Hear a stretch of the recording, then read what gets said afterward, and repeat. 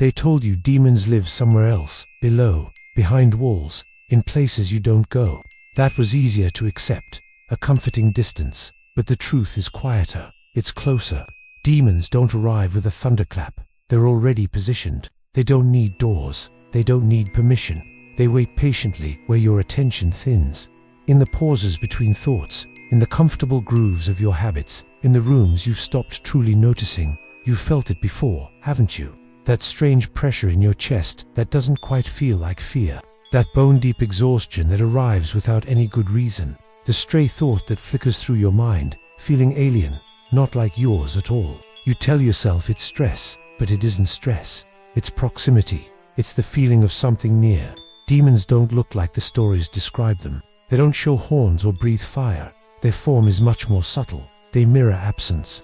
They are the shape of the empty chair in the room. They stand in the corners your eyes instinctively avoid. They linger in the sentences you didn't finish, the ideas left hanging in the air.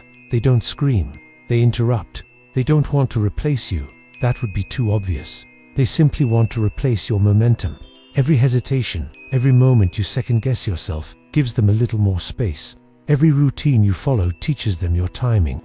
Demons love routines, not grand rituals, just your simple, daily routines. Brushing your teeth, making coffee, the commute to work. Because routines mean predictability, and predictability means access. They don't need your belief to exist. They don't care if you think they're real. They just need your repetition. You don't have to believe in demons for them to recognize you. They recognize patterns, the rhythm of your breathing when you're anxious, the slump of your posture when you're defeated, the exact speed of your thumb scrolling through your phone, the length of the pauses before you reply. They recognize the precise moment you stop paying attention. That's when they move. You see, demons don't attach to places. They attach to moments. The moment silence lasts just a little too long and becomes uncomfortable.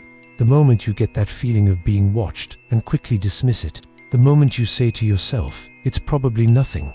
That phrase is a doorway, and you've used it before. They remember. You've walked past them today, on the street, in your own home. You just didn't notice. You've sat right next to them on the couch. You blamed it on being tired. You've actively made space for them in your life. You called it normal. Demons don't consume you in one dramatic act. They normalize themselves. They make tension feel familiar, like an old friend. They make a constant sense of unease feel like your baseline state. They make a crushing heaviness feel like something you've earned, something you deserve. And once that happens, they don't need to hide anymore. They're not behind you, waiting to pounce. They're aligned with you, walking in step. Some people feel them as a kind of static in their head, a low hum of anxiety. Others feel it as a physical pressure, a weight on their shoulders. For others, it's a thought that circles and circles but never finishes itself. There is no single signal. There is only your adjustment to it, your slow, unconscious acceptance. And they learn faster than you do. They learn how long you're willing to stay in a bad situation. They learn how often you replay that embarrassing memory. They learn how rarely you choose to get up and leave the room, to change your state, to break the pattern. If you're still listening to this, it's not a coincidence. It doesn't mean you were chosen or that you're special. It just means you're consistent. That's what they seek above all else. Demons don't need your fear. They don't need your worship. They need stability. Your stability. And that stability comes from people who stay. People who sit through the discomfort, who endure the suffocating silence, who feel the subtle shifts in the atmosphere but refuse to acknowledge them. People who don't look away. If this feels heavy right now, it's because you're finally noticing a weight you've been carrying quietly for a very long time. If this feels familiar, it's because this process didn't start today. It started long ago, in a series of small, unnoticed moments. And if you're waiting for this video to end, for the scary story to be over, it already has.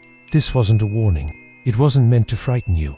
It was a reminder to pay attention. A reminder that the things we fear aren't in some other world. They were never somewhere else. They were always right where you stopped looking. In the pauses, in the habits, in the routines. Now, you can start looking again. You can notice. And once you notice, you can choose. Thanks for watching.